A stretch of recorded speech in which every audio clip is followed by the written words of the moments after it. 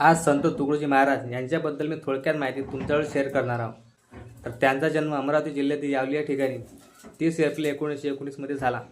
त्यांचे मूळ नाव माणिक बंडू जिंगणे, राहायचे नाव हे मंजुळाबाई होते. त्यांनी अंधश्रद्धा आणि जातीभेद नष्ट करण्यासाठी त्यांनी प्रभावी कीर्तनाचा वापर केला. त्यांनी त्यांचा खंजीर ह्या भजनाचा प्रकार ऐकून त्यांनी खेडेपाड्यातील लोकांचे त्यांनी प्रबोधन केले. त्यांनी त्यांचे प्राथमिक शिक्षण चांदूर बाजारमधून पूर्ण केले.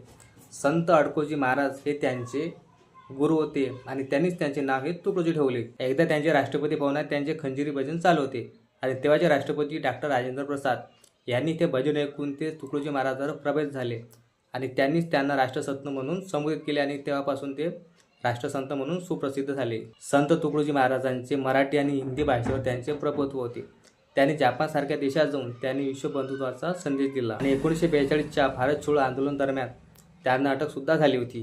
त्यांनी ग्रामगीता नावाचा ग्रंथ प्रकाशित केला आणि 1935मध्ये त्यांनी गुरुकुंज आश्रमाची स्थापना मोजुरी येथे केली.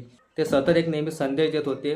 भारताचे युवक यांनी राष्ट्राचे आधारस्तंभ असावे, त्यांनी समाजाचे आणि देशाचे संरक्षण करावे या संदेश आणि उपदेश देत होते आणि शेवटी त्यांचा मृत्यू 11 ऑक्टोबर 1968 मध्ये झाला.